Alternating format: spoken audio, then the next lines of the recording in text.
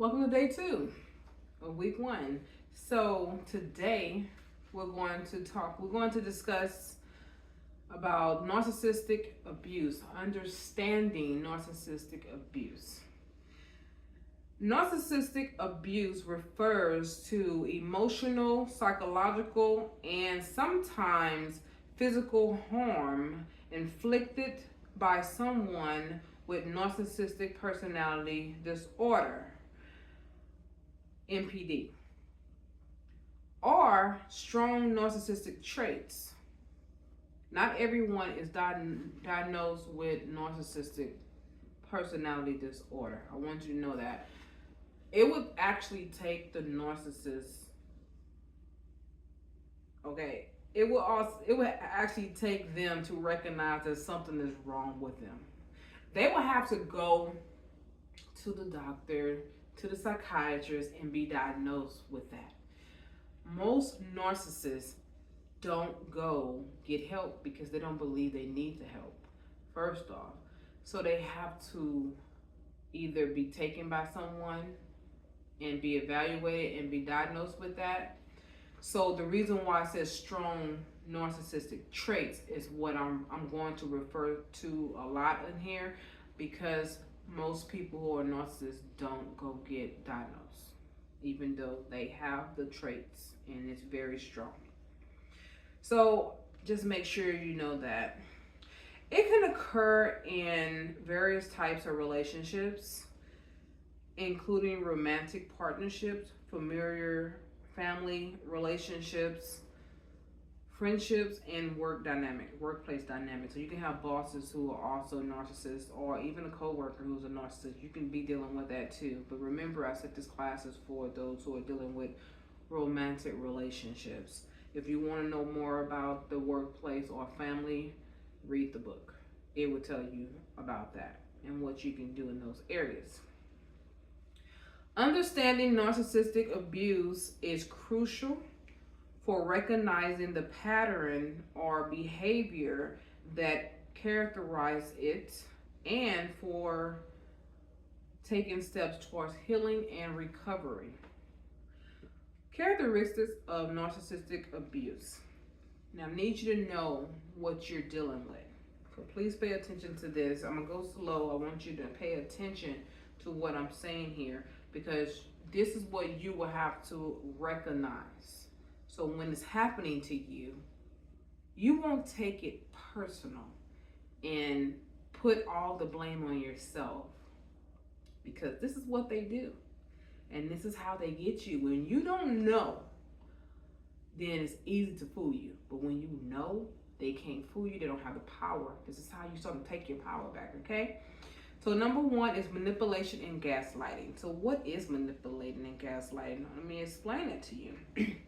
Narcissists often manipulate their victim by gain control. This can involve lying, distorting the truth, or creating confusion. Gaslighting is a common tactic where the abuser make the victim doubt their reality, memory, or perception.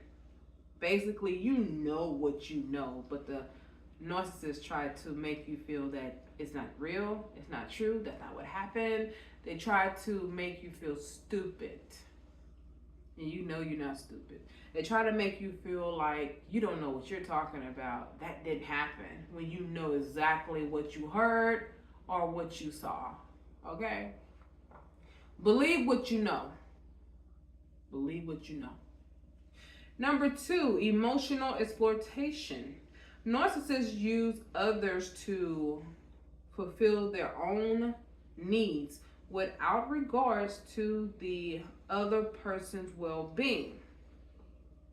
They may exploit emotions to manipulate and control. Number 3, devaluation or idealization. Relationships with narcissists often follow a cycle of idolization, excessive admiration, or love bombing. We're going to get into love bombing a little bit later. I'm going to teach you what that is if you don't know. Followed by devaluation, criticism, contempt, and withdrawal. So I'm going to explain a little bit of that for you. So what is love bombing? Love bombing is when they shower you with all this love and attention, and they make you feel like you're the best thing in the world, that you just can't get anybody better than them because they just truly love you. And then all of a sudden they, boom, knock you straight off that pedestal, and they start criticizing you, belittling you, and or even withdraw from you. Sometimes they don't have to say words, they can just stop talking to you. And you're wondering why they're not talking, they withdrawing themselves from you. That's exactly what they do. Then you have, okay, the victim is initially placed on a pedestal and then abruptly knocked off it, causing emotional turmoil.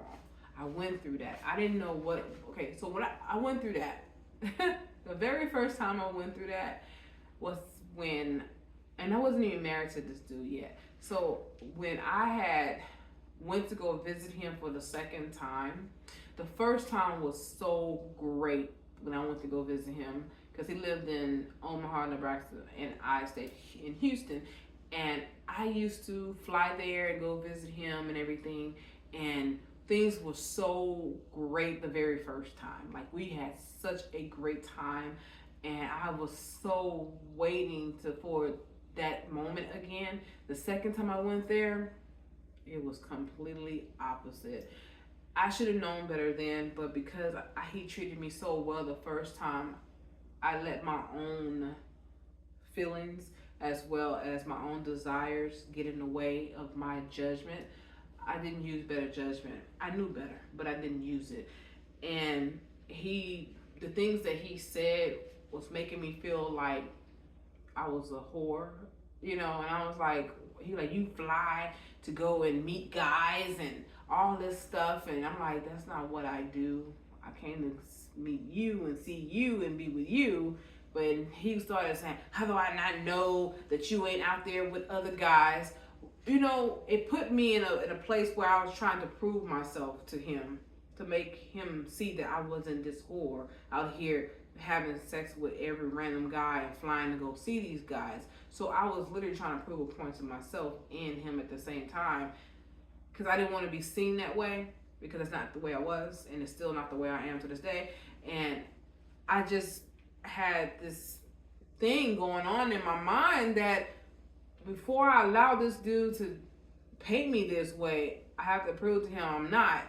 That was the manipulation that he was doing to me, and I didn't realize it at that time. I know it now, but I didn't know it then. So there's isolation. Number 4 is isolation. Abuser may isolate their victims from family, friends, and other support system to create dependency on the narcissist and reduce external influences. So external influences. So they don't want anybody else to be able to call them out on their bullshit. So they want to isolate you from anyone who can see through them. Number 5, inconsistent behavior. Narcissists can be unpredictable. This is how you get confused because of that. Narcissists can be unpredictable, alternating between charm and cruelty, going back and forth with this, creating an unstable environment that keeps the victim on edge. I was always on edge. I didn't even know it, but I was always on edge because I didn't want him to. Part of me didn't. I was still on that I'm not a whore thing, and I didn't want him seeing me that way. So I just didn't know what to expect. So I was actually changing myself to accommodate him. And I did it early on. I wish I would not have, but I did. And that was a part of what number 6 is going to be. Blame shifting and denial. Number 6 is blame shifting and denial.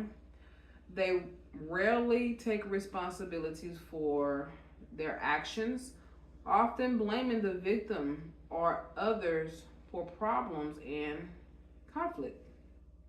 Denial of abusive behavior is common, leaving the victim feeling confused and invalidated.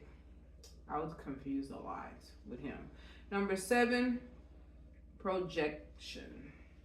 Projection. So narcissists often project their own negative qualities and feelings onto their victims, accusing them of the very behavior and attitude the narcissist exhibit. Now, I went through that a lot. I used to say that to him. Wait a minute, hold up. You talking about yourself. This is what you do. I don't do any of those things that you're talking about. That's you. And I used to be like, things used to go over my head. I was just mind blowing. Like, I cannot believe that he's actually accusing me of the thing that he actually did. And it happened a lot. So number 8, so be careful with that, okay? Number 8 is exploitation of vulnerability. They exploit the victim's weaknesses and insecurities to gain control and keep the victim dependent. Remember I said I went through everything I'm teaching you, so I don't have to keep saying that. I did. Everything I'm teaching you in this class, I dealt with it. I went through it. So it's nothing that I am teaching you that I didn't go through. One thing for certain, the vulnerability. I tried to stop telling him about anything that was weakness for me, that I felt that he can use against me, because he did it so often. What I'm talking about, there's some things like, for instance, that happened to me in my past that I had shared with him, and he used that on me like I was at fault. In the beginning of this book, I talk about my situation when I was 13 years old and I got my virginity taken from me. I was raped. And instead of this man, I should have known something was wrong then. I really wish that I would have just stopped talking to him at that point, but I didn't. And this before we actually got married. He was like, "What did you do? Why were you there? You shouldn't have been there." And I was thinking, like, I never told anybody this story. I'm telling you this because I felt that I should be transparent, hoping that you'll be understanding, but instead you're taking what I'm telling you and you're using it against me to make me feel bad. And then not only that, the situation with me wanting to have kids. So my ex-boyfriends, some of them, and my ex-husband before him, they had babies with other women while in a relationship with me, as well as while being my ex-husband. When we was married, he conceived a child outside of wedlock, and that's what caused us to break up. And he would say, "That's why they had babies on you." You know, every time he would get mad about something, he would say those type of things, like, "That's why they had babies on you. That's the reason why you can't get pregnant and have a kid, because you something's wrong with you." Oh my goodness, I went through all that. I'm telling you. So please be careful with that too. What I mean by be careful is that don't let it get to you. Understand that this is their tactic. This is how they do things, okay? When you don't give them that kind of power, it won't hurt you. When I first heard him say those things to me, it hurted me because I wasn't expecting it. But when I started realizing his pattern, and I said, you know what, this is how he is. This is what he do. He have nothing really to use on me because I'm not out here doing nothing to cause him to use against me. Guess what? He's going to use anything he can use, and that's part of his tactic to try to get at me. And it stopped bothering me over time. Like, I was like, you know what? Go ahead and say it. I know you want to say it. I used to say those things. Like, go ahead and say it. I know you're going to say it. That's why they had babies on me. Yeah, that's why they had babies. So what? Guess what? That's their problem, not mine, because I'm not the one that have to deal with the children. they do. So if you want to know how I really feel about it, I'm blessed to not have to deal with that. They the one got to deal with crazy baby mamas. I ain't got to deal with that. You know, that kind of stuff. Oh, I had something to say. I started clapping back. You know what I mean? So, number 6, blame shifting and denial. They rarely take responsibility for their actions. I already said, no, I'm going to say it again. They rarely take responsibility for their actions. Often blaming the victim or others for problems and conflicts. Denial of abusive behavior is common, leaving the victim feeling confused and invalidated. Number 7, projection. So this is the part I just read to you about, right? Yeah, I did. I sure did. Number 7, exploitation and vulnerability. So they like to explore the weakness, and I just said that as well. So I'm repeating myself. Let me keep it moving. So, impact of narcissistic abuse. You need to understand how this could affect you, okay? Number 1 is psychological and emotional effects. Victims may experience anxiety. Remember I said I experienced that. I did. Depression. I did not experience depression. I never was depressed. Thank God for that. Low self-esteem. I did not experience low self-esteem because I had high self-esteem about myself to know that I was not what he was projecting on me. But that took time because I had to pray a lot. I prayed a lot and I fasted and God showed me who I was. And it helped me to start breaking the spell. But I will talk about that later in the courses. But then you have post-traumatic stress disorder. I did have that. I didn't even know I had it until I got into my marriage with my current husband right now. I didn't realize that until those triggers started happening. When I started certain things I wanted to do. Here's an example. So remember I told you that when I traveled, I wanted to travel with my mom sometimes. And he would have an attitude or he would do something to kind of like push me into the direction of not going and stuff like that. Well, I was nervous sometimes. I used to be nervous sometimes to tell my current husband now that I wanted to do something with my mother, thinking that he might act that way. And of course I tested it and my current husband did not. He was nothing like that. My husband now is completely opposite of that narcissist I had married. Completely. And I mean, they don't even look alike, thank God.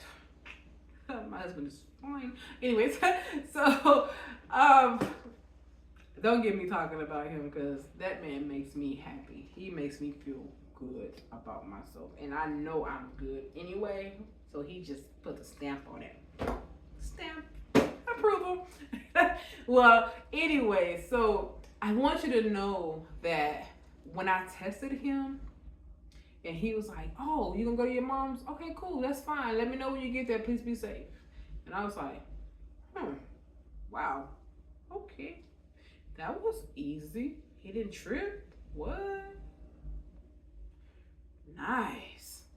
But I was nervous to start, like in the beginning, I was nervous and I was having those triggers like, oh man, I don't want to argue. I don't want him to snap on me. What if he turned out to be like, but I knew better because I actually knew this man. It's not like I didn't know him. I've known my current husband for a while, for some years. We met back in 2012 and I met my ex-husband, the narcissist, in 2015. So 12, 13, 14, 15, 12, 13, 14, 15. That's like 4 years right there that I've known my current husband before that person. I knew better. But I dealt with PTSD though. And he knew. My current husband, he knew. He knows. Well, I don't deal with it anymore. My PTSD is gone. My PTSD is gone because over the years I've been working on myself and getting the strength that I needed. And one of the things that helped me get over that was when I wrote this book. When I wrote this book and I told my story and I put my story out there and I shared my story with other people about what I went through, and I started realizing that I wasn't by myself, there was others just like me.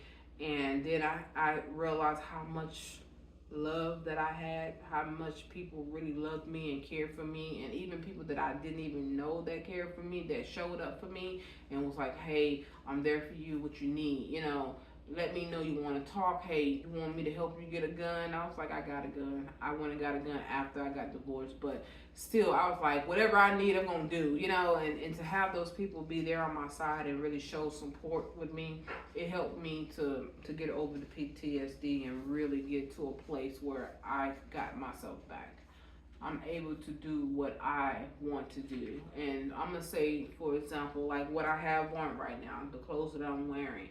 I couldn't wear this with him. If I'm showing too much of my shape, we got a problem. If I'm showing my legs, we got a problem. You know, those type of things used to be part of the problem. So for me to be able to wear this, matter of fact, I'm going out tonight with my husband.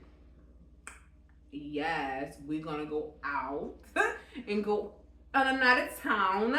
And the good thing about that is that I can dress the way I want and he don't trip about that.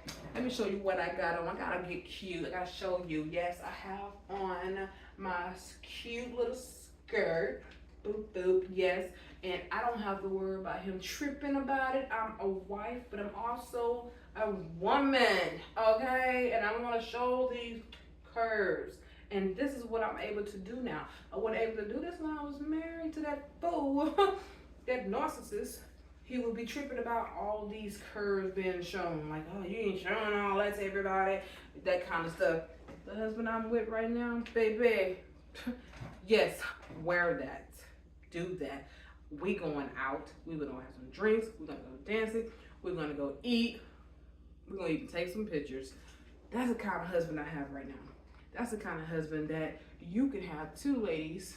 And what I mean by that is that I'm going to teach you how to do that. All right. So to continue, I'm almost finished. So number 2 is social and impersonal consequences. Victims may become isolated from friends and family, leading to loneliness and a lack of support. Difficulty trusting others and forming healthy relationships can persist with long terms of being abused. So this is why it's so important to get out of that relationship, because even after you're done with that relationship, it can have a long-term effect on you. Number 3, physical health. Now, chronic stress from narcissistic abuse can lead to physical health problems, including headaches. I dealt with that. I talk about that in my book. I was suffering from migraines so badly. I couldn't even be comfortable. It was every day for a year. And also digestive issues and sleep disturbance. Now, my sleep disturbance came from him not allowing me to be able to sleep at night because he was trying to have sex, and I hated having sex with him. So we'll talk about that another time as well. So that is day 2. Tomorrow's day 3.